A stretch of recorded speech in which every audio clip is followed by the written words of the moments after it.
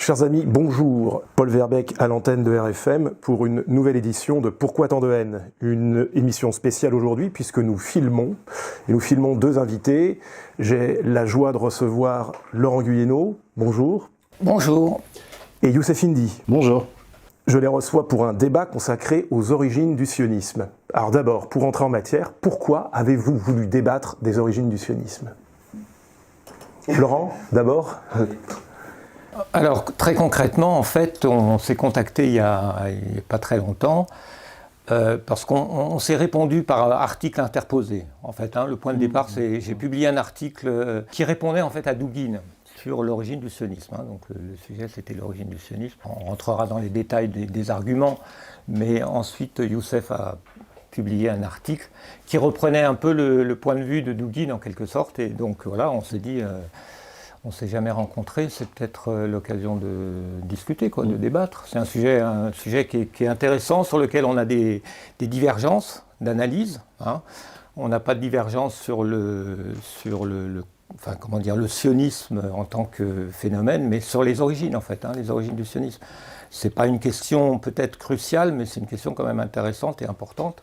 Ça n'interfère pas forcément, même si on n'est pas d'accord sur l'origine du sionisme, on peut être d'accord sur la gravité du problème actuel et puis la gravité du sionisme en tant que problème mondial, etc. Oui, alors pour préciser certains points, et pour ceux qui nous regardent, en fait j'avais publié en 2015 un livre sur les origines messianiques du sionisme, je vais revenir un peu plus tard sur le contenu, et Laurent avait publié fin 2016 ou début 2017 un livre qui s'appelle « Du yavisme au sionisme ». Et puis récemment, on a publié effectivement respectivement des articles sur... donc Laurent a publié un article de réponse à Alexandre Dugin. Alexandre Dugin dit précisément, Laurent le cite, que le sionisme était le satanisme du judaïsme. Et en fait, ma thèse n'est pas tout à fait celle-ci, précisément. C'est-à-dire que moi je dis, depuis mon premier livre, paru en 2015, que le sionisme, dans son application, se réfère à la Bible hébraïque. Dès mon premier tome, paru en 2015, je dis cela. Et ça, surtout, je l'explique en détail dans le dernier chapitre de mon premier livre, où j'explique que le mode opératoire de la conquête et de l'épuration ethnique de la Palestine par les sionistes suit précisément le livre de Josué. C'est-à-dire c'est le livre qui, dans la continuité du Deutéronome. Vous avez le Pentateuque, Deutéronome, etc. Alors que Dugin, lui, ce qu'il dit, c'est que le sionisme, en gros, serait antinomique du judaïsme. Moi, c'est pas ça que je dis. Donc, dans mon dernier article sur égalité et réconciliation, je précise, je dis que, et ce que j'avais expliqué dans mon premier livre, c'est que le sionisme est effectivement une application à la lettre de la Bible hébraïque et des lois du Talmud, c'est-à-dire génocidaire, exceptionnaliste, raciste, etc. Là-dessus, je pense qu'on est parfaitement d'accord, Laurent et moi. Ah oui. Bon, on est d'accord alors finalement. Mais qu'est-ce qui m'a poussé Comment à écrire on va faire pour débattre ? Ça va venir. Qu'est-ce qui m'a poussé à écrire mon premier livre ? C'est la position des historiens spécialistes du sionisme ou de la Palestine, qui disent, outre la fameuse thèse officielle, en fait, la version officielle du sionisme, le sionisme serait né à la fin du 19e siècle.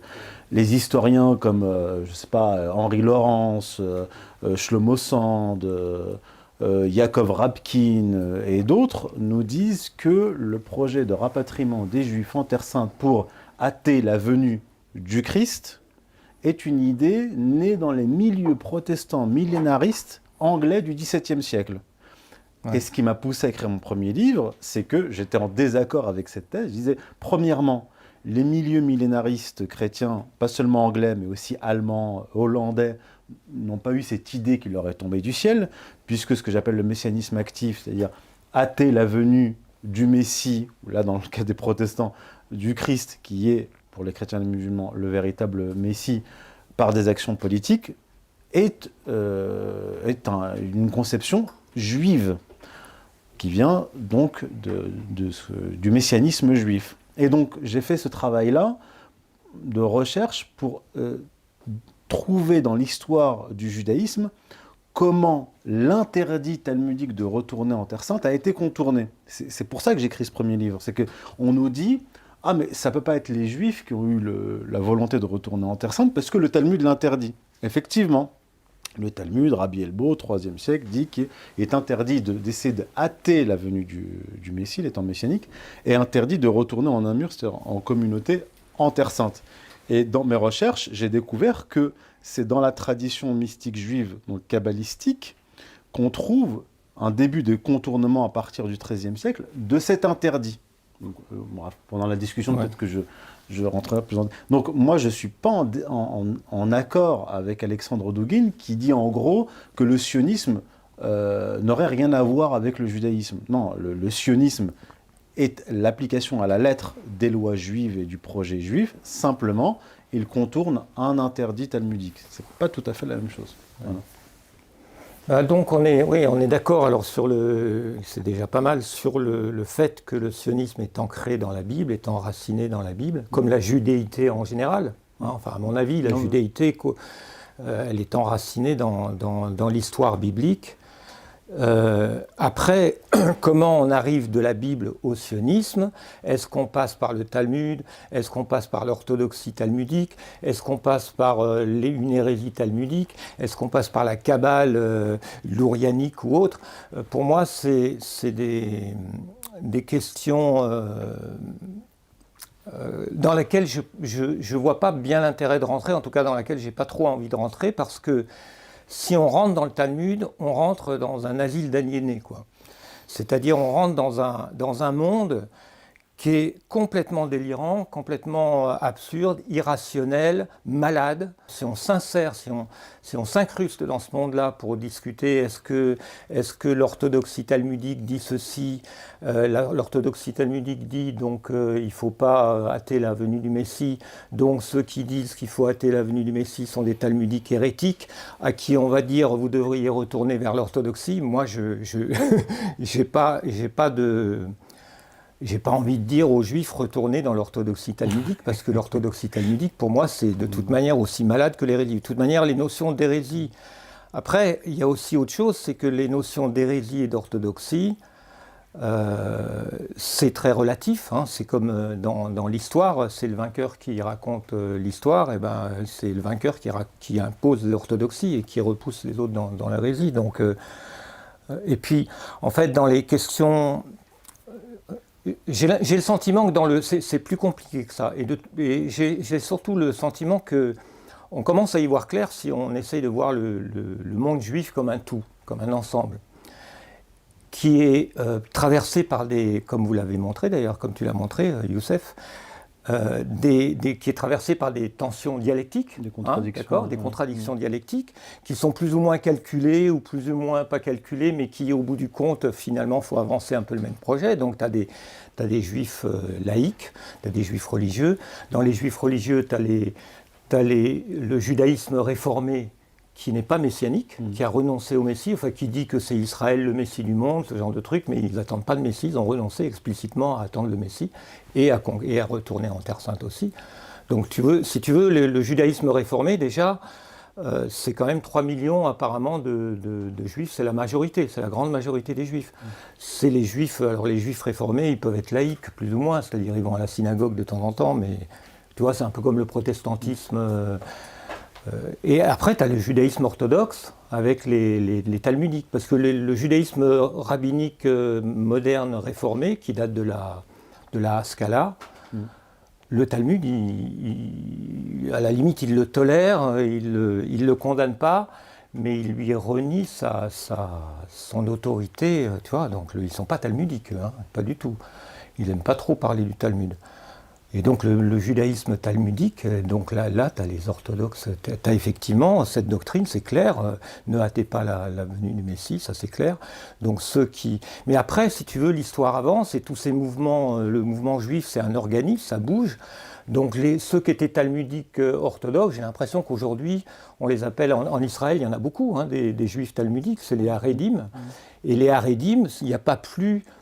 Ils se disent passionnistes, ils refusent éventuellement d'avoir le drapeau israélien, ils se considèrent comme vivant en terre d'exil, en fait, enfin officiellement, mais en réalité, ils ont leurs politiciens, donc c'est pas des rabbins directement, mais ils influent dans la politique.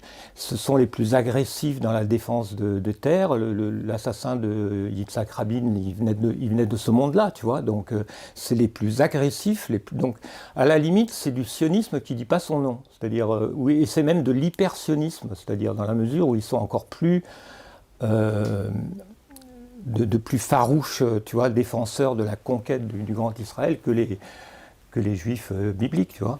Donc c'est curieux, c'est plein de paradoxes et c'est plein d'irrationalité ce monde juif. Et donc, et puis en même temps, quand tu vas au fond des choses, tu t'aperçois qu'il y en a qui disent il y a 2 messies. Tu vois, même le messianisme, c'est complexe.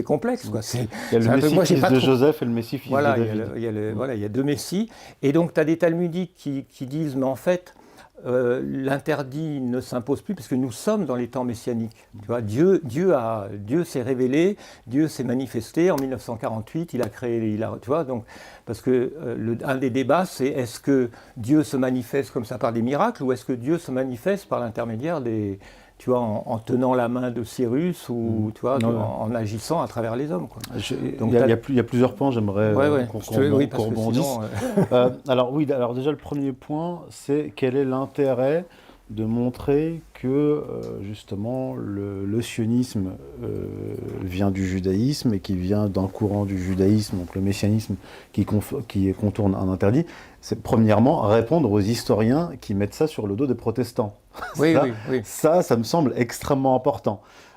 Deuxièmement, moi je me pose pas en moralisateur et je donne pas, c'est-à-dire quand je travaille sur le sionisme, je donne pas mon avis personnel. C'est-à-dire que moi, en tant que musulman, bien sûr, j'ai un avis sur le judaïsme, sur la Bible hébraïque, sur le Talmud, etc. Mais mon objet, c'est pas de donner mon avis personnel sur le sujet, c'est essayer de comprendre les références juives et à partir des références juives, voir comment cette histoire juive évolue et montrer, donc premièrement, je l'ai dit, que le sionisme est l'activation d'une apocalyptique en fait juive qui a été contenue pendant des siècles par le Talmud. Deuxième, donc bien insister, le sionisme est fondamentalement juif. C'est pas ce que nous disent les antisionistes classiques. Ah, en fait, c'est un colonialisme européen, parce que ça, on l'entend beaucoup. En fait, le sionisme est un colonialisme. Deuxièmement, on nous dit ah, mais en fait, Israël est manipulé par les Britanniques puis les Américains pour avoir un poste avancé au Proche-Orient. Moi, je ne suis pas d'accord avec cette thèse-là. Et puis nous dire, voilà, que en fait, ah ben non, c'est pas le judaïsme, puisque ce sont des juifs athées qui ont été à la tête de l'organisation sioniste mondiale, et que en fait, ce sont les protestants qui veulent hâter la venue du Christ, parce que eux, les juifs, ont toujours respecté cet interdit. Ça aussi, c'est faux. Donc, il y a plusieurs éléments à soulever. Aussi, autre chose, c'est la question que je me posais par rapport à cet interdit, c'est comment se fait-il que cet interdit est arrivé, déjà, premièrement, 3e siècle, mais en fait, c'est une réponse, c'est une réaction à la révolte, aux 2 révoltes, au 1er siècle et au 2e siècle, des Juifs contre les Romains.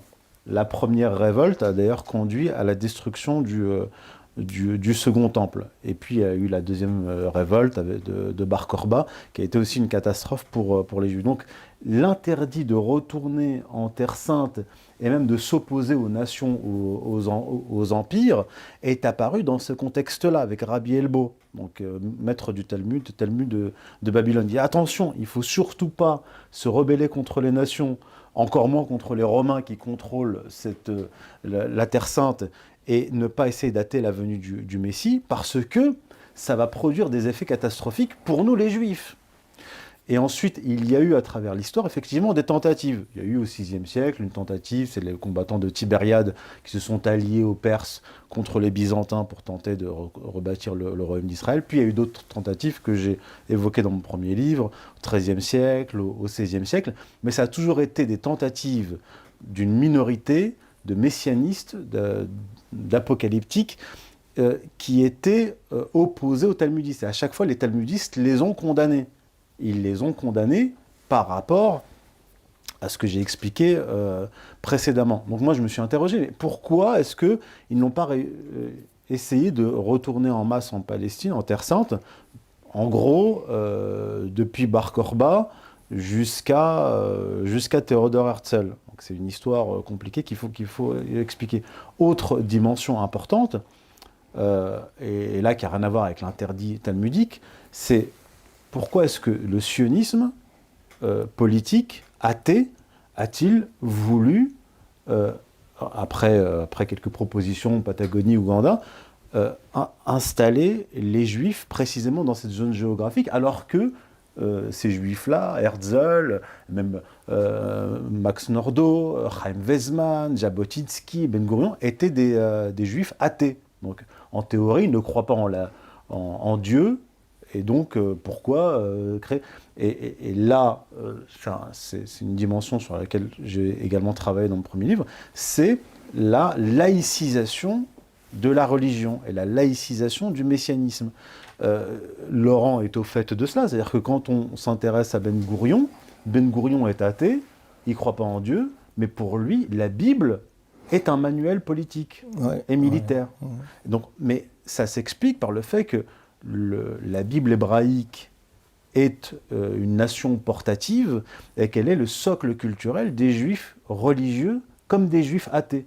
Donc ça va nous donner en fait, comme un certain nombre d'idéologies modernes, on va retrouver ça dans le marxisme, etc. C'est-à-dire c'est une laïcisation d'idées religieuses. Et le sionisme, tout simplement, même si c'est compliqué, tout simplement, est une laïcisation du messianisme juif qui a contourné un interdit. Voilà, c'est pour aussi alimenter la discussion. Moi, je peux... Justement, ce terme laïcisation, là, je vois les choses autrement par rapport à ça. Mais avant, c'est bien effectivement qu'on soit d'accord sur le fait que la thèse selon laquelle c'est un projet britannique, par exemple, pour contrôler le canal de Suez, qui est une thèse qu'on entend effectivement beaucoup. Thierry Messant la défendait, je pense que maintenant... C'est un peu la thèse d'un diplôme, c'est un peu ça, non ? Tous les antisionistes de gauche en général. Oui, voilà, c'est Chomsky, en particulier Chomsky. Tout ce que Israël fait de mal, c'est à cause des Britanniques et des Américains. Ceci, c'est un problème colonial. Les Juifs d'Europe ont été utilisés par le capital britannique, français et autres pour aller coloniser une zone stratégique dont ils avaient besoin, pour le pétrole, pour le canal de Suez, pour la route de l'Inde. C'est les Américains et les Britanniques qui forcent les Juifs les boucs émissaires. à revenir en Palestine. Les vilains impérialistes blancs. Alors cela dit, je pense qu'il y a une part de vérité dedans. C'est-à-dire que, comme toujours, tu peux pas, dans une thèse fausse, il y a toujours, on part toujours d'une part de vérité, mais qui n'est même pas une demi-vérité en fait, mais enfin qui est quand même une vérité qui n'est pas négligeable, parce que le monde chrétien, britannique en particulier, a une responsabilité dans la création du sionisme. Il ne faut pas quand même le nier. D'accord ? Si si les Britanniques de l'époque n'avaient pas été quand même un petit peu dispensationalistes, comme on dit, c'est-à-dire cette théorie qu'il faut que les Juifs retournent en Palestine pour que Jésus revienne, c'était quand même une idée assez forte au début du XXe siècle. Donc, puis il n'y a pas que ça, il y a aussi effectivement... mais cette thèse, elle est fausse. Donc c'est pas la peine effectivement qu'on débatte dessus, on est d'accord là-dessus. Après, voilà, sur la question, justement, finalement, tu reviens à ce point que finalement, c'est quand même la Bible. Quel que soit le chemin qu'on prend de la Bible au sionisme, que ça passe par le Talmud ou pas par le Talmud, ça passe en fait par plein d'endroits. Ça passe par la Kabbale, ça passe par le Talmud, mais ça passe aussi par, comme tu l'as dit, les Juifs athées, qui, le Talmud, ils ne veulent pas en entendre parler, ils ont rompu avec leur tradition des ghettos d'Europe de l'Est, là, ils ont rejeté, il y en a qui sont devenus communistes, il y en a qui sont devenus sionistes. Hein. Dans les mêmes familles, les témoignages de Juifs comme, je crois que c'est Weizmann qui explique que son frère était communiste, lui il était sioniste, voilà. Et c'était là une rupture quand même par rapport au monde talmudique. Mais ils se sont à la limite réenracinés dans la Bible. Alors Herzl est un cas à part, parce que lui, c'est vrai, quand on lit son bouquin, qui est à peine un bouquin, qui est juste un petit manifeste, il ne parle pas de la Bible, Mais en fait, Herzl a rapidement été dépassé. On peut dire que le mouvement sioniste, à partir au moins de 1900, il est quand même biblique. C'est-à-dire il n'est plus question d'aller en Ouganda, il n'est plus question d'aller nulle part, c'est la Palestine ou rien. Et c'est des juifs, effectivement, athées. Mais moi, en réfléchissant à cette notion de laïc religieux, et puis j'ai un peu c'est un peu le bagage. J'ai écrit des bouquins d'un peu d'anthropologie religieuse, quoi. Voilà. C'est une notion qui n'a pas la même signification dans le monde juif que chez nous. Quand on dit religieux, nous, dans le monde chrétien, toi tu viens du monde musulman, c'est un petit peu différent, mais voilà, c'est vrai que c'est encore différent. Mais dans le monde chrétien, quand on pense religion, on pense religion de salut. C'est-à-dire un moyen d'aller au ciel, quoi, un moyen de sauver son âme. D'accord ? Or, ça n'existe pas, ça, le salut individuel dans la Bible hébraïque, ça n'existe pas.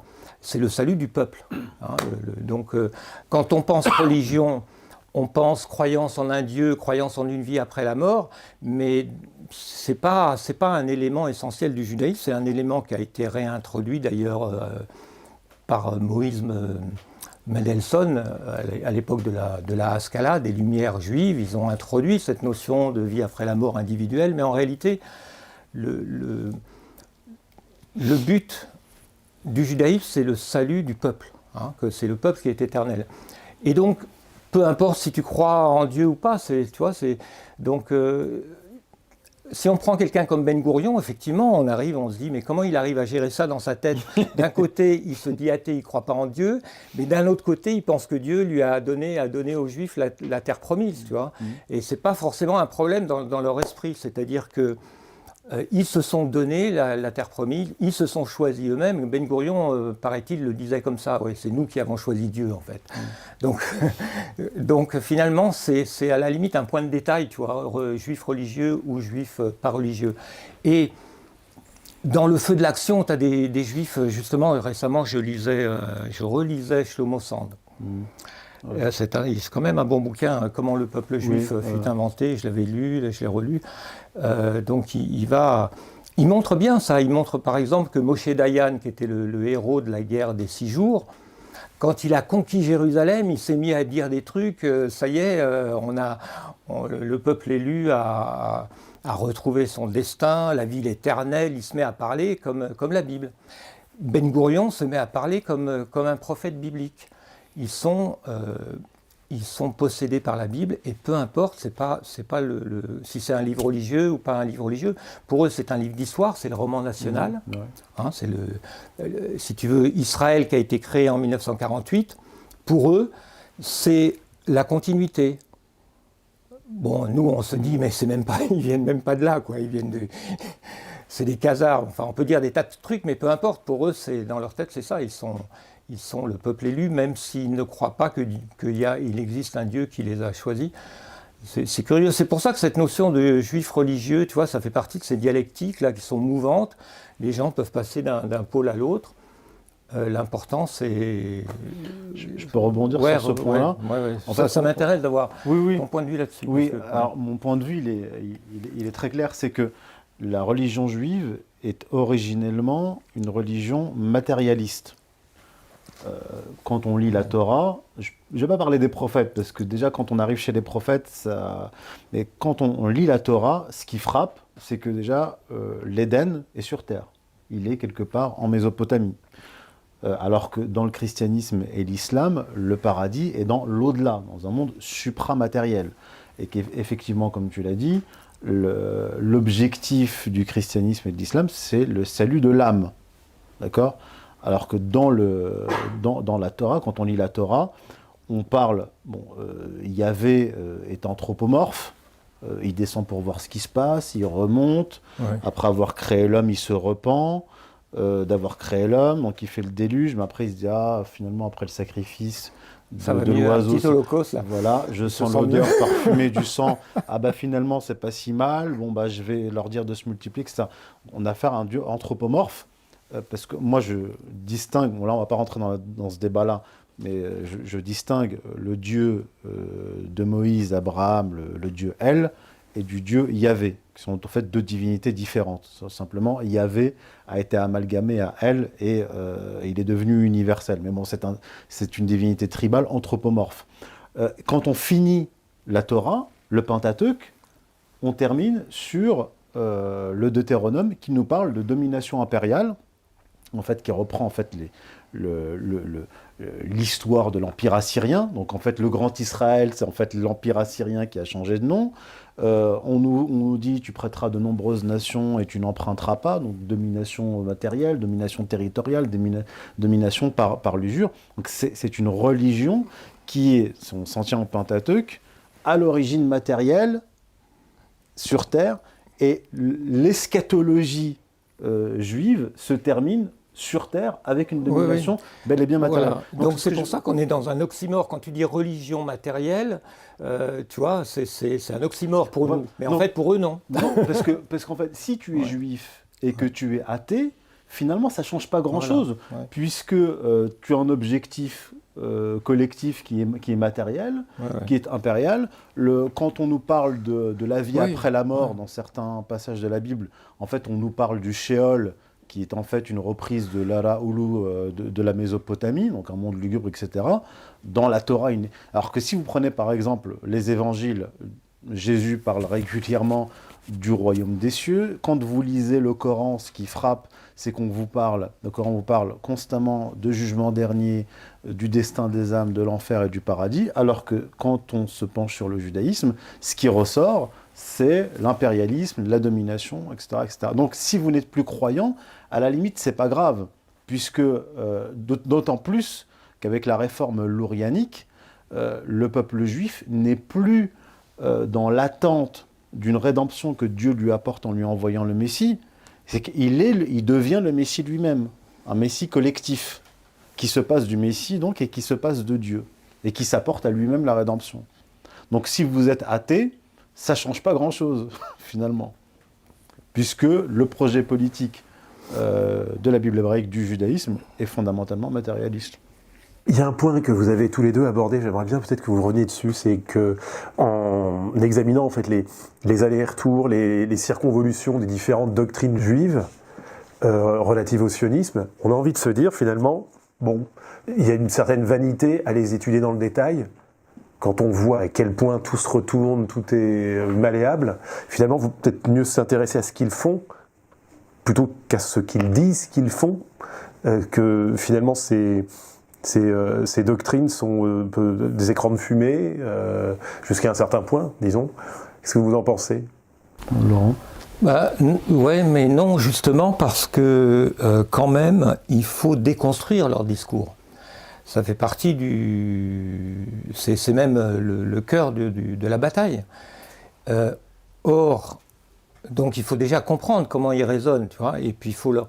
Or, le problème pour moi, enfin, c'est une réflexion que j'ai mis longtemps à faire aboutir, et puis surtout à comprendre que c'est quand même important d'aller au fond des choses, parce que une fois qu'on a compris que le sionisme est biblique, fondamentalement biblique, c'est-à-dire, et ça c'est pas dur de le comprendre, beaucoup de gens ne veulent pas le comprendre, donc ils se bouchent les oreilles quand les sionistes eux-mêmes n'arrêtent pas de dire que nous sommes bibliques, nous avons repris la terre biblique, nous avons ressuscité la langue biblique, ils ont quand même ressuscité l'hébreu, quoi, tu vois, les juifs athées. Ils veulent Jérusalem, la capitale biblique. Tel Aviv, ça ne leur suffit pas, il faut Jérusalem, parce que Jérusalem, c'est la Bible, tu vois, c'est la ville de David. Ils ont ressuscité les lois bibliques, puisque en Israël, 80% des Juifs, ou même 90% peut-être, sont circoncis. Les Juifs qui venaient de Russie, ils n'étaient plus circoncis. Quand ils sont revenus en Israël, ils se sont fait circoncire, tu vois. Donc la circoncision, qui est la loi biblique de base, ils l'ont reprise. La loi biblique d'endogamie, ils l'ont reprise, puisque en Israël, tu ne peux pas te marier civilement, tu peux te marier que religieusement, et le rabbin ne te mariera pas si tu veux épouser une non-juive. Donc ils sont bibliques, tu vois, de la tête aux pieds, quoi. Et donc, moi, j'ai fini par me dire, enfin ça fait longtemps que je me le dis, mais j'ai fini par me dire qu'il faut aussi le dire, c'est que la Bible hébraïque est un problème, parce que c'est leur modèle. Hein, la Bible hébraïque, c'est leur modèle. Or, nous, qu'est-ce qu'on fait face à ça, aux sionistes? On leur dit, non mais la Bible c'est saint, la Bible c'est un livre sacré, et oui, on dit aux Juifs, oui, Dieu vous a choisi. Bon, maintenant, il vous a éliminé, il vous a maudit. Mais c'est vrai, vous étiez le peuple choisi, vous étiez le peuple élu. Et oui, vous aviez raison de massacrer les Amalékites, parce que les Amalékites étaient des barbares, des pillards. Tu vois, le monde chrétien a dit ça aux Juifs. Et c'est pour ça que tout à l'heure, j'ai dit que la thèse, quand même, que la chrétienté est responsable, quand même, du sionisme. C'est qu'on leur a tendu ce miroir en leur montrant la Bible comme un livre saint, et eux, ils se regardent dans ce miroir. Tu vois, les sionistes, ils se voient comme l'Israël sainte. Netanyahou dit les Gazaouis, c'est Amalek. Tu vois, pour eux, c'est la même chose. Et nous, qu'est-ce qu'on leur dit? On leur dit, ouais, Amalek, c'était vrai, c'était bien de les massacrer, mais les Gazaouis, c'est pas bien. Tu vois, il y a une espèce de court-circuit cognitif dans le monde chrétien, dans le christianisme, que je pense qu'il est indispensable que ce problème fasse son chemin.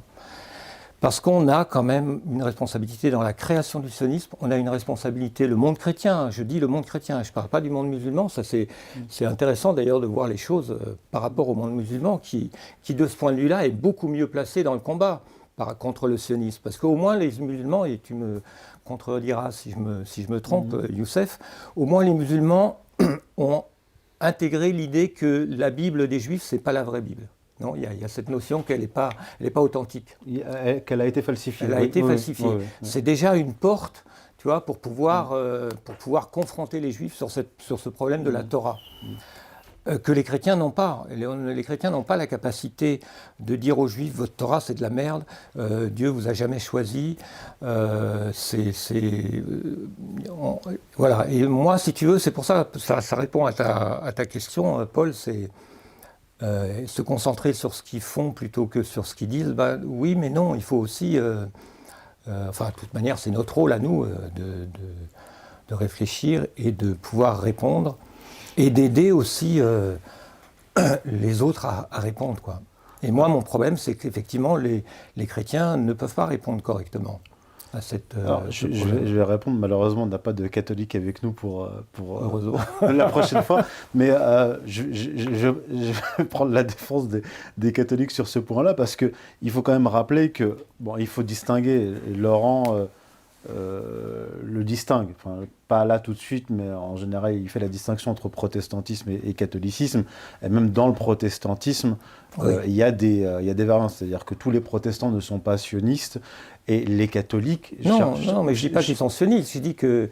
Qu'il y a une responsabilité... Je dis que la Bible, il sanctifie la Bible. Oui, donc il sanctifie l'Israël biblique. Oui. Et en sanctifiant l'Israël biblique, il protège l'Israël moderne. C'est ça que je dis. Oui, je vais venir, en fait, là... Je reste sur la première étape de ton propos. Mais tu as raison, il faut nuancer. Voilà. Mais j'allais citer le pape Pie X. Le pape Pie X, quand Theodor Herzl va le voir, il lui demande en fait une approbation, et le pape Pie X lui répond de façon très très nette, en lui disant, donc de mémoire, il lui dit cette terre n'a pas toujours été sainte, elle a été sanctifiée par notre Seigneur Jésus-Christ, vous n'avez pas reconnu notre Seigneur, nous ne pouvons pas vous reconnaître. Je cite, c'est pas moi qui parle. Et donc, il y a eu, jusqu'à une période récente, même très récente, une opposition du catholicisme au sionisme, et même plus loin, chez les nationalistes, notamment français, de tradition catholique, même s'ils sont peut-être pas toujours croyants. Je pense par exemple à Jacques Bainville, qui dès 1920 voit le problème du sionisme, et il dit ils vont nous entraîner dans une guerre de religion, et il accuse les Britanniques de se laisser entraîner là-dedans. Et effectivement, les Anglais, les Britanniques, calvinistes et millénaristes, eux, ont été, comme je l'ai dit, influencés par le messianisme juif, donc ils vont accompagner le projet sioniste. Donc, à partir du XVIIe siècle, ça pénètre dans les milieux anglais. Et donc, il y a cette distinction à faire. Maintenant aussi, dans le protestantisme et le catholicisme, autre distinction que je sais que tu l'as fait, c'est que les protestants eux, surtout les calvinistes, sont vraiment attachés à l'Ancien Testament. Alors que les catholiques ont une relation quand même qui est ambiguë vis-à-vis de l'Ancien Testament. C'est-à-dire qu'ils disent, oui, c'est le préambule au Nouveau Testament, ça annonce le Christ, mais tout de même dans l'histoire de l'Église catholique, comme c'est très hiérarchisé, c'est romain, on dit aux ouailles, l'Ancien Testament, on s'en occupe, voilà. C'est nous qui allons l'interpréter pour vous, et il y a des passages, pas qui sont mis de côté, mais qui ne sont pas, je dirais, mis en avant. C'est vrai. C'est comme ça qu'ils gèrent le problème. Mais toi, parce que j'ai le souvenir de ton livre du yavisme au sionisme, que je n'ai pas relu depuis, mais de mémoire, tu dis, le problème, c'est que les catholiques, n'ayant pas coupé les liens de façon nette avec l'Ancien Testament, ils ont laissé la porte entrouverte que le protestantisme va ouvrir complètement et qu'il va ramener l'Ancien Testament dans le christianisme. Je ne sais pas si je l'ai dit comme ça, mais en gros... Non, mais en gros, ouais. Mais non, mais c'est vrai. D'ailleurs, ça m'a fait penser, ma grand-mère, je me souviens toujours que ma grand-mère me disait que de son temps, elle est morte depuis longtemps, mais elle me disait, de son temps, on n'avait pas le droit de lire l'Ancien Testament. Ah, voilà. Donc c'est vrai que le catholicisme, c'était un peu paradoxal. C'est un livre saint, mais il ne faut pas le mettre entre toutes les mains parce qu'il y a des trucs quand même qui peuvent choquer, quoi. Oui, c'est donc les catholiques ne connaissaient pas l'Ancien Testament, c'est vrai. Et tant qu'ils ne connaissaient pas l'Ancien Testament, c'était bien, parce que effectivement, du coup, comment dire, c'était la religion de Jésus. Le christianisme, c'était la religion de Jésus. Tout ce qui les Juifs avaient rejeté Jésus, c'était la seule chose qui était importante. Et effectivement. Mais malgré tout, dans le monde chrétien en général, tu vois, globalement, parce que le protestantisme, c'est vrai, est revenu à l'Ancien Testament, mais enfin, on ne peut pas oublier que le protestantisme, il vient du catholicisme aussi, quand même. Il vient de l'alphabétisation, il vient de l'imprimerie. C'est-à-dire, à partir du moment où on a imprimé des livres, les gens ont appris à lire, et ils ont lu l'Ancien Testament, on l'a traduit, etc., quoi. Donc ça... Mais quand tu discutes avec un protestant et avec un catholique, tu vois la différence. C'est-à-dire que quand je discute avec un catholique, je dis voilà les problèmes qu'il y a dans la Bible hébraïque, etc. Qu'est-ce qu'il me répond, le catholique? Il me dit attends, je vais m'en référer à la hiérarchie qui va me dire... Tu as déjà vu des catholiques te dire ça? Oui. Ah, ouais. Mais plutôt traditionnaliste. Il me dit, moi, c'est-à-dire qu'il ne va pas de lui-même prendre la Bible hébraïque et te dire voilà comment... Alors que le protestant, oui. Donc, mais comme dit Alain Soral, les catholiques sont protestantisés maintenant, c'est-à-dire qu'ils lisent la Bible, ils s'intéressent à la Bible, ils ont fait ce chemin de lire la Bible, et encouragés par l'Église, puisque la Bible, moi la Bible que j'utilise souvent, c'est la Bible de Jérusalem, elle est faite par des dominicains, elle a été publiée en 1950, enfin c'était même avant Vatican II, hein. Et donc le catholicisme maintenant a totalement intégré l'Ancien Testament, je pense. D'ailleurs, je pense que si tu vas à la messe, on te lit l'Ancien Testament maintenant. Hein. On te lit une parole de l'Évangile et un truc... Ça a toujours été le cas, simplement. La doctrine classique était de dire que tout ce qui n'a pas un sens moral ou qui préfigure le Nouveau Testament doit être lu de manière allégorique.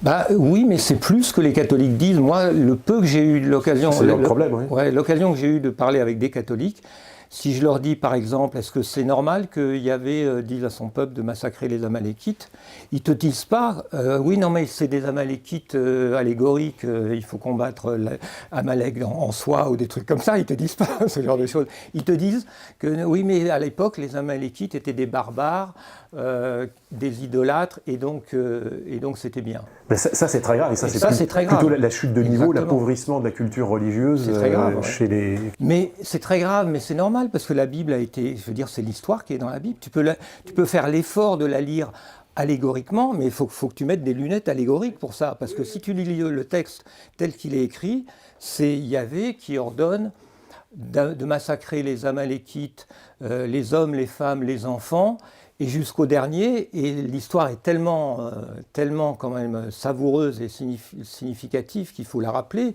Et le roi Saül, il épargne un homme, il épargne le roi, et à cause de ça, Yahvé lui retire la royauté en disant « il a désobéi à mes ordres ». C'est ça, il a désobéi à mes ordres. C'est-à-dire que Yahvé est un général d'armée, ou un amiral, ou un commandant d'armée qui dit massacrez-les tous. Et qu'est-ce que font les Israéliens en ce moment à Gaza? C'est biblique. Tu vois, donc c'est quand même ce lien, si tu veux, entre la Bible et ce qui se passe maintenant. C'est pour ça que je me dis, il faut quand même mettre le doigt dessus, quoi, parce que chacun doit réfléchir à ça. C'est pas à moi de dire aux chrétiens comment ils doivent gérer ce problème, mais que ce problème est quand même, c'est fou, quoi. Je veux dire, on ne peut pas quand même complètement nier le fait que le sionisme n'aurait jamais existé si le monde romain était resté païen, quoi, par exemple. Quand tu vois, si tu veux, le regard qu'avaient les Romains sur les Juifs, les Juifs n'avaient pas réussi à les convaincre qu'ils étaient le peuple élu. Hein. Ils passaient pour un peuple barbare, un peuple de voleurs. Qui avait voulu reconstruire le parce temple. qu'il était chrétien, ouais. Ouais, parce qu'il était chrétien, justement. Ouais. Voilà.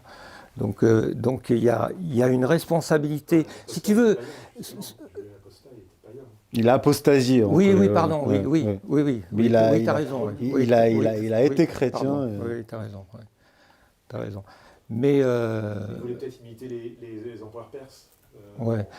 Oui, mais c'est pour ça qu'il y a une thèse dans le monde, aux États-Unis, c'est une thèse qui apparaît souvent, qui intéresse pas mal de gens. C'est une thèse ancienne, mais c'est la thèse selon laquelle, en fait, le christianisme est une création juive faite pour un chemin, en quelque sorte, souterrain pour arriver au but messianique ultime. C'est-à-dire que on a conduit les païens à adorer un Dieu juif. Et quand on pense au lien, par exemple, entre christianisme et ce qu'on peut appeler l'holocaustianisme, il y a un lien aussi direct. Tu vois, donc il y a un lien entre le christianisme et le sionisme, et il y a un lien entre le fait d'adorer un messie juif, et le fait d'aujourd'hui d'avoir une religion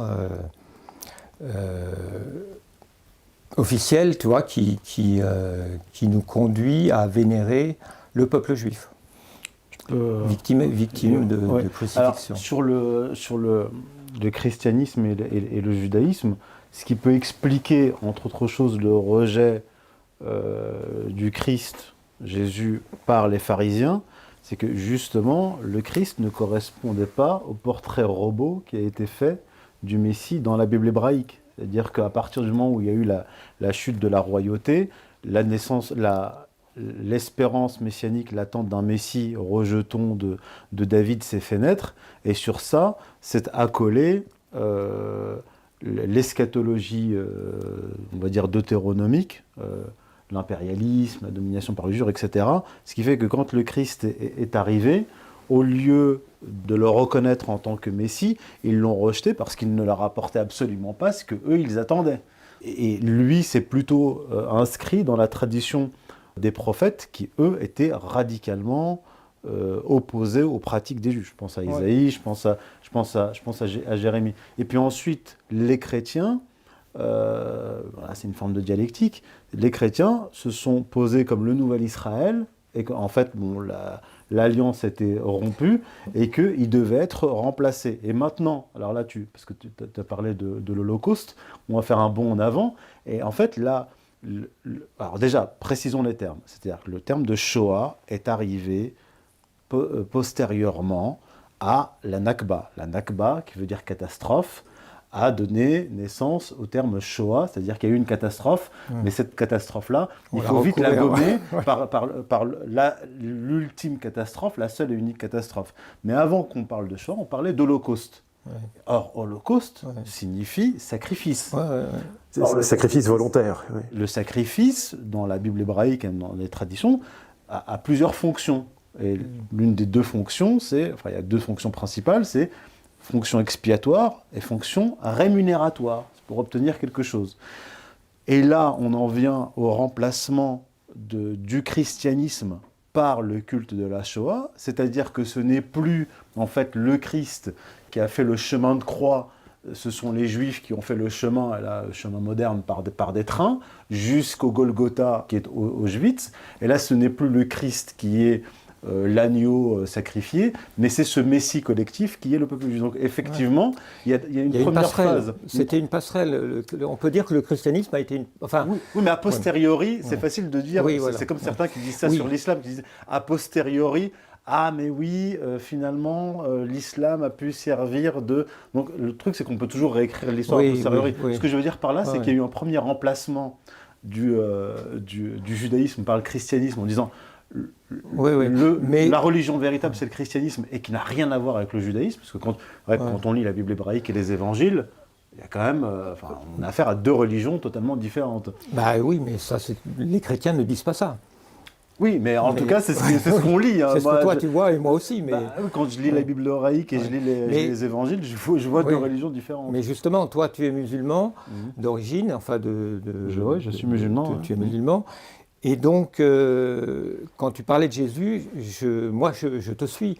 Et je pense que c'est pour ça, d'une certaine manière, l'islam est beaucoup mieux placé pour avoir un discours de bon sens, en fait, sur Jésus. Parce que les Juifs n'ont pas reconnu Jésus. Jusque-là, le discours musulman et le discours chrétien, c'est le même. Mais les chrétiens vont plus loin et ils rentrent dans un paradoxe parce que donc Jésus a été rejeté, donc il a été crucifié. Mais en fait, il fallait qu'il soit crucifié pour qu'il soit ressuscité. Et donc, il y a cette espèce de paradoxe que moi, je n'arrive pas à comprendre comment on peut vivre à l'aise là-dedans, sauf en se disant je crois parce que c'est absurde, hein, qui est que Dieu est censé avoir préparé les Juifs à recevoir Jésus, mais ils n'ont pas lu les prophéties correctement, donc ils l'ont rejeté. Mais Dieu avait aussi prophétisé que le Messie devait être crucifié, parce que s'il n'est pas crucifié, il n'est pas ressuscité, etc. Et donc, les musulmans ne vont pas dans ce terrain-là. Si je peux développer là-dessus. Ça m'intéresse, mais parce que si tu veux, effectivement, l'idée que Jésus soit un prophète et qu'il soit rejeté comme les autres prophètes, là, on est là, il n'y a pas de problème. Le point de vue musulman, parce qu'il faut toujours le répéter, parce qu'après c'est repris, on dit non, Jésus dans l'islam n'est pas le... Non, il faut être très précis. Jésus dans le Coran, c'est Isa ibn Maryam, c'est Jésus, fils de Marie. La Vierge Marie dans le Coran est au-dessus des femmes des mondes, c'est la meilleure de toutes les femmes. Jésus est né miraculeusement, c'est dans le Coran. Il est le souffle et le verbe de Dieu, d'accord ? Et il est le Messie, donc il est reconnu en tant que Messie. La différence... Ça fait beaucoup déjà. Oui, ça fait beaucoup de points communs. Vers le Négus d'Abyssinie, quand il reçoit des réfugiés musulmans qui étaient persécutés à la Mecque, quand les musulmans lui présentent la religion musulmane, surtout le Christ en islam et la Vierge Marie, il dessine une ligne au sol, il dit la différence entre vous et nous n'est pas plus épaisse que cette ligne. Oui. Vu comme ça, oui. Sauf que, alors sur la crucifixion, le Coran dit qu'il n'a pas été crucifié, qu'il n'a pas été tué. En arabe, c'est walakin shubbiha lahum, mais il leur est apparu que c'était une illusion. Mais le point commun, et donc il n'est pas ressuscité non plus alors. Il n'est pas ressuscité en islam puisqu'il n'est pas mort. Voilà. Mais au final, dans le christianisme, dans les évangiles, il a été crucifié, ressuscité et il part au ciel vivant. Voilà. D'accord. Et en islam, il part aussi, il n'a pas été crucifié, il n'a pas été tué, mais il part au ciel vivant. Vivant, sans être passé par la mort. Et voilà. Et le Coran dit, et nous les avons maudits, donc les juifs pharisiens, et donc tous ceux qui les suivent, nous les avons maudits pour l'énorme calomnie qu'ils prononcent contre Marie, et pour avoir dit nous avons tué et crucifié. Il n'y a pas, le chemin est effectivement... vous n'êtes pas loin du christianisme. Les musulmans sont beaucoup plus proches du christianisme que les juifs ne sont proches du christianisme. Quand on parle de judéo-christianisme... Mais c'est pour ça que moi, sur le plan pratique, tu vois, j'ai un peu deux niveaux de réflexion. D'une part, j'essaye de comprendre d'où vient le sionisme et quelle est la responsabilité du christianisme, et est-ce que c'est un problème que cette vénération de l'Israël ancienne, est-ce que c'est un problème ? Mais d'un autre côté, au niveau pratique et stratégique, j'ai de plus en plus le sentiment que si le catholicisme doit survivre, si vraiment la France ne peut pas se passer du catholicisme, j'ai des doutes là-dessus, mais bon, si on admet que la France a besoin du catholicisme, le catholicisme doit aller vers l'orthodoxie, et Parce que l'orthodoxie est plus proche de l'islam, parce qu'il y a déjà un dialogue beaucoup plus serré, étroit, entre l'orthodoxie et l'islam, et c'est un des atouts de l'orthodoxie, à mon avis, c'est que les orthodoxes comprennent le monde musulman, il y a eu, tu vois, alors que dans le monde catholique, il faut qu'on se rapproche de l'orthodoxie, mais aussi qu'on se rapproche de l'islam, parce que c'est vrai que... La première étape, c'est déjà de connaître la réalité de ces religions. Oui. Or, tout ce qu'on entend sur le judaïsme, sur le christianisme et l'islam est faussé.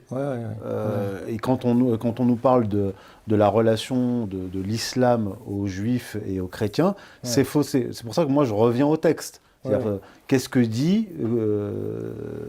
le Coran du Christ et du christianisme? Il y a un autre passage qui dit « Vous vous apercevrez que ceux qui témoignent le plus d'hostilité aux croyants sont les juifs et les païens. Et vous remarquerez que ceux qui sont le plus proches des musulmans sont ceux qui se disent chrétiens. » Donc, il y a un certain nombre de divergences, mais un certain nombre de...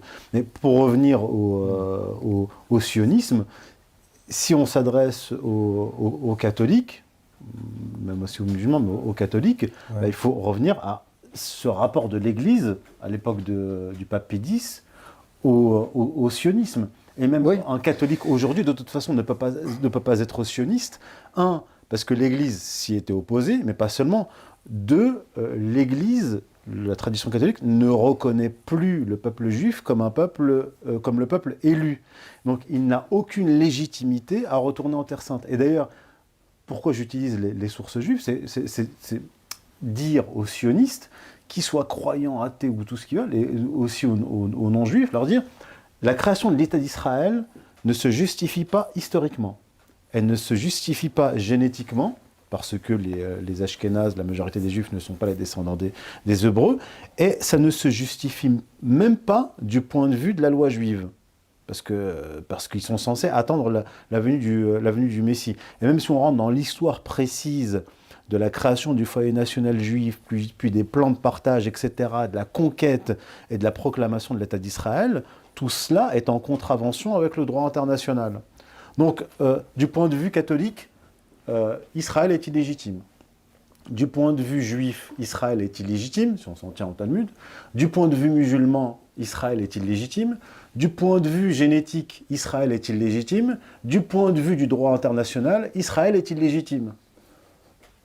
La seule légitimité, c'est de dire nous sommes le peuple élu, nous sommes le Messie, nous apportons nous-mêmes la rédemption, nous retournons nous-mêmes en Terre Sainte, nous reconstruisons nous-mêmes le temple, nous faisons de Jérusalem... Mais ça veut dire qu'en fait, vous êtes en communication directe avec Dieu et vous êtes au-dessus du droit international et au-dessus de vos propres lois. Parce qu'une des spécificités du judaïsme, moi ce qui me frappe quand on étudie le judaïsme de l'Antiquité à nos jours, c'est que c'est une succession d'hérésies ou de réécritures qui devient une orthodoxie. Oui, mais ça, c'est le propre de toutes les religions. Oui, mais le problème, c'est qu'eux, ils ont des prophéties jusqu'au XVIIIe siècle. C'est-à-dire qu'on écoute les rabbins, ils nous disent « Ah oui, tel rabbin du XVIIIe ou du XIXe siècle a prophétisé ceci, cela. » C'est-à-dire que c'est une religion qui est en constante évolution. Et c'est pour ça que quand vous débattez avec un juif sioniste, son rapport à la vérité pose problème quand on débat. Parce que la vérité est mouvante. C'est-à-dire que le concept de vérité, aussi ce qui m'a frappé dans le judaïsme, c'est que le concept de vérité existe dans le christianisme et l'islam, mais j'ai l'impression que le concept de vérité n'existe pas dans le judaïsme. Puisque déjà... Oui, dans le talmudisme, c'est ce que disait d'ailleurs récemment, il y a un Américain anonyme, on ne connaît pas, mais qui a fait un petit discours là-dessus. Il parlait de son père qui était talmudiste, et il expliquait effectivement le Talmud, c'est une espèce de machine à rendre fou, parce que c'est une machine pour te déconnecter de la réalité, c'est-à-dire tu parles dans le vide, tu discutes de trucs totalement absurdes, totalement insensés, totalement obscènes, et finalement tu es déconnecté de la réalité,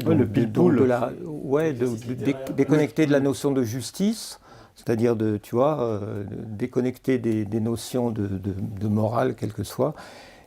Parce que l'exercice, le pile-poule entre deux étudiants en yeshiva, consiste, un des deux doit défendre une position absurde. Voilà, et c'est pour ça que c'est très difficile de débattre avec en général quelqu'un qui est de culture juive, qui soit athée ou religieux, c'est-à-dire qu'il est familier de cet exercice-là qui consiste à défendre une position absurde. Donc il retourne toujours la situation à son avantage. Parce que vous lui dites, vous lui présentez un texte, il dit voilà votre référence, et là il lui dit ah bah non, parce que par exemple, j'ai eu un débat sur Twitter récemment avec des juifs religieux.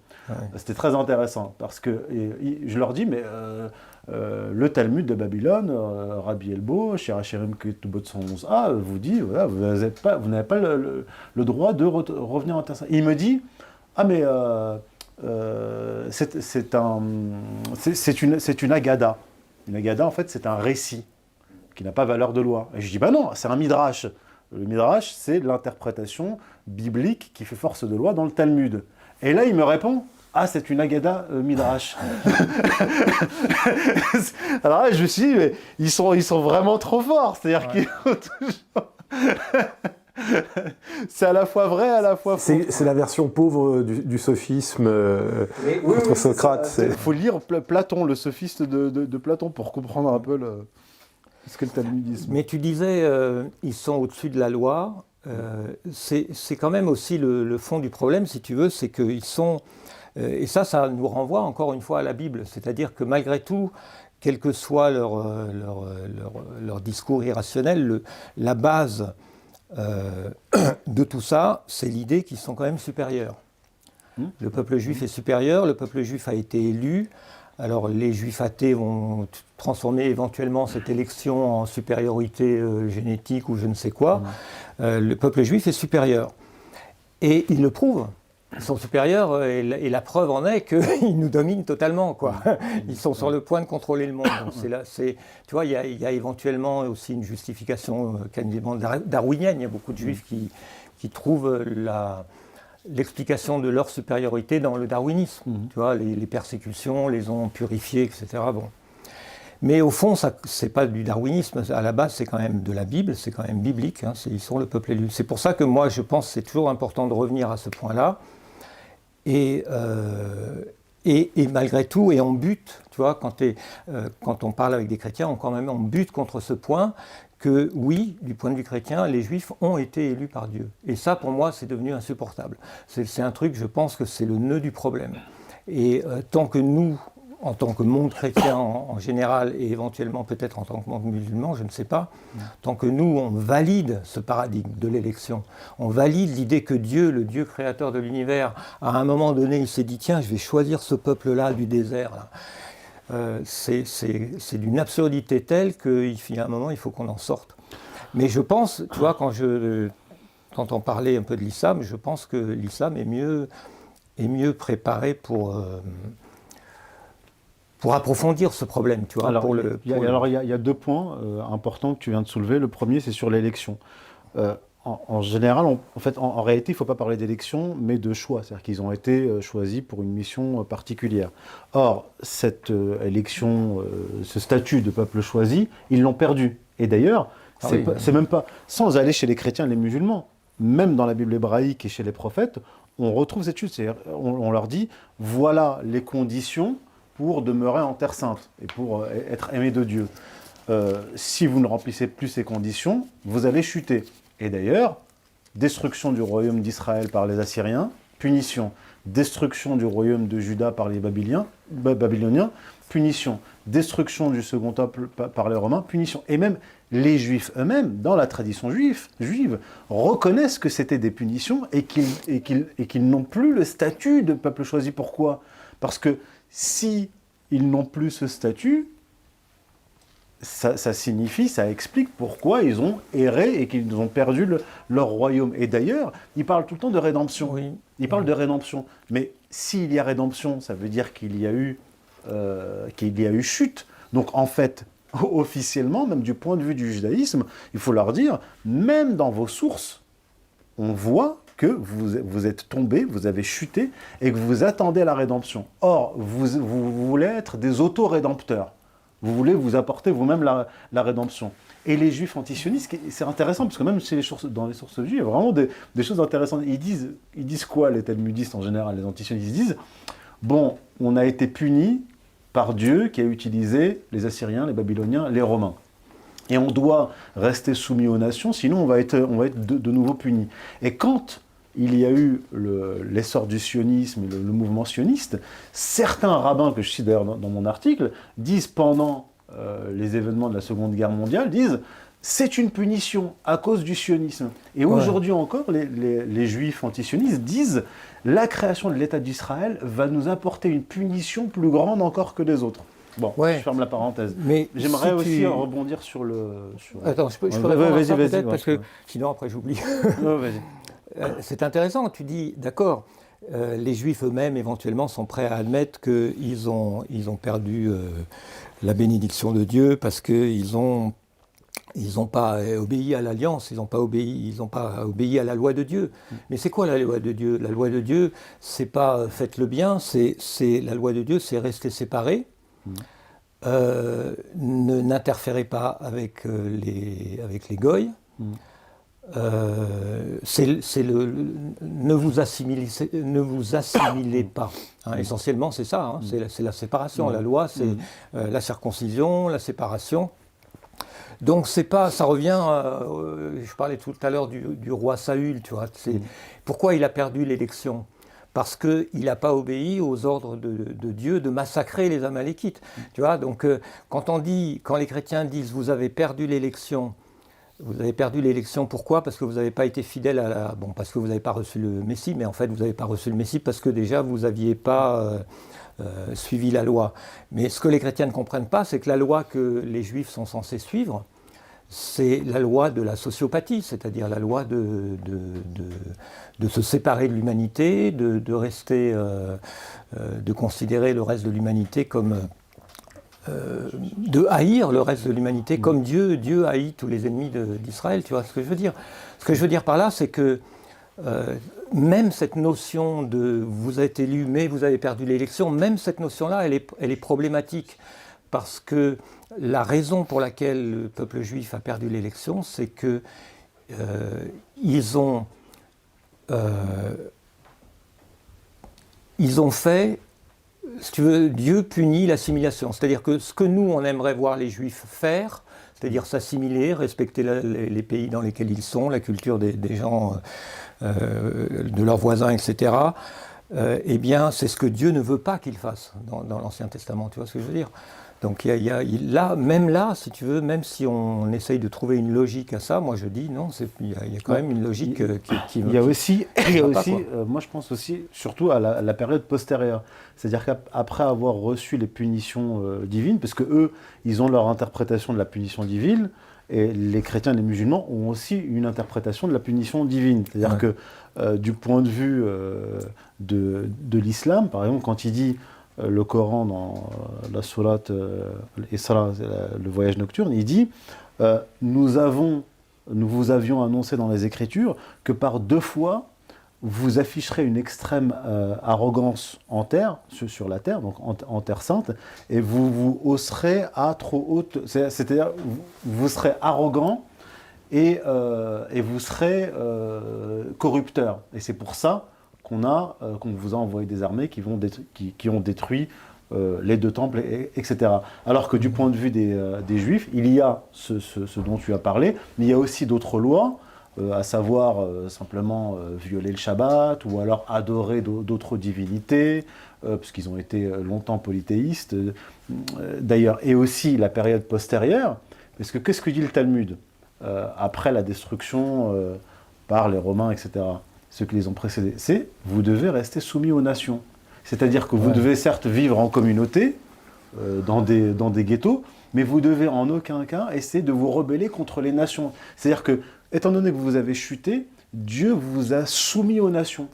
Or, la rébellion contre les nations, et pas seulement le sionisme, la rébellion contre les nations en général, conduit à une punition. Là encore. Donc il y a plusieurs dimensions.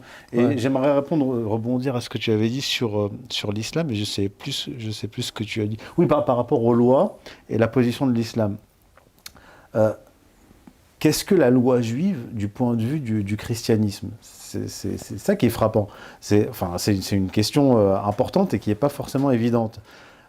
Quand le Christ vient, il s'adresse aux pharisiens. Il leur dit, par exemple, Hypocrite, Ésaïe a bien prophétisé sur vous quand il a dit « Ce peuple prétend s'approcher de moi, mais il ne s'approche de moi que de bouche, et il émet des commandements qui sont des commandements humains. » En fait, ce dont tu parles, ce dont je parle aussi, ce qui est problématique dans la Bible hébraïque, c'est la falsification de la Bible hébraïque. Et cette falsification, Jésus l'évoque, il se réfère à Ésaïe qui l'évoque, et même dans le livre de Jérémie, c'est écrit en toutes lettres, Jérémie 8.8, où il est dit « Ne dites pas, nous sommes sages et nous avons avec nous la Torah de Dieu, le calame de la plume, le calame mensonger des scribes l'a rendu mensongère. » Ah, mais ça, c'est dans le Coran, alors. Non, ça, là, c'est Jérémie. Ah, d'accord. Jérémie. En fait, ce qui est intéressant, c'est que... Attends, répète ça, le calame. Ne dites pas... Donc, Jérémie 8.8, ne dites pas, nous sommes... ne dites pas, nous avons la Torah de Dieu, et ne dites pas, nous sommes sages et nous avons la Torah de Dieu. Le calame mensonger des scribes l'a rendu mensonger. Donc, effectivement, le Coran dit que la Bible a été falsifiée, mais quand on cherche bien, Jérémie le dit, Ésaïe le dit, et c'est vrai que c'est quand même, ça débloque la discussion quand on admet qu'effectivement, la Bible, il y a la main de l'homme, il n'y a pas que la main de Dieu dedans. Tu viens de citer un hadith du prophète. D'accord. C'est ça, voilà. Mais c'est la clé, effectivement. Il faut qu'on puisse discuter de la Bible. Ouais. Et moi, ça m'intéresse l'approche critique de la Bible, tu vois, l'exégèse critique, les sources multiples, etc. Je trouve que c'est quand même très intéressant et éclairant, quoi. Alors, dans le tome 2 d'Occident et Islam, j'avais fait ce travail-là en prenant les travaux, justement, des biblistes. D'accord. Ceux qui défendent l'hypothèse documentaire et les autres. D'ailleurs, qui rejoint ce que tu dis. Il y avait tu vois, les deux sources. C'est vrai qu'il y a moyen de. Voilà. Et alors, ceux qui sont. Évidemment, moi, je ne vais pas imposer la vision musulmane de la Bible hébraïque. Non, mais elle est déjà plus compatible avec la critique biblique. Non oui, parfaitement. D'ailleurs, j'ai fait une étude. Donc ça, c'est intéressant. Dans le tome 2, je compare ce que dit le Coran de l'écriture de la réécriture de la Bible hébraïque et ce que disent les biblistes, les maximalistes, les minimalistes, l'hypothèse documentaire, et ça correspond. Cela dit, les catholiques, normalement, depuis Pie XII, 1940, je crois, Pie XII, il me semble que c'était Pie XII, qui a officiellement autorisé la critique biblique. Et d'ailleurs, les catholiques avaient fondé aussi, les dominicains avaient fondé l'école biblique de Jérusalem, qui a produit d'ailleurs la Bible, qui a retraduit tout en hébreu, etc. Et dans laquelle on étudie toutes les hypothèses, on étudie historiquement. Donc c'est autorisé officiellement, ça ne date pas de Vatican II, ça date bien avant Vatican II. Donc les catholiques, normalement... Je pense que c'est cette approche-là qu'il faut adopter, c'est-à-dire que... on peut pas rejeter en bloc la Bible hébraïque. Parce que on peut éventuellement, mais... Oui, mais on peut à titre personnel. Moi, je peux. Voilà, mais tu peux pas, quand tu t'adresses à des catholiques, c'est vrai, ou même à des musulmans, leur dire, il faut faire une coupe... Et là, je dis ça, ça répond à l'accusation de marcionisme. C'est-à-dire qu'il y en a qui disent, vous êtes martionniste, vous rejetez... Peut-être que c'est ton cas. Moi, c'est pas mon cas. Je dis non, je rejette pas toute la Bible hébraïque. Je dis ce que dit le prophète de l'islam. Il dit, il y a dans la Torah la parole de Dieu et la main de l'homme. Donc ne l'acceptez pas, mais ne la rejetez pas. Ouais.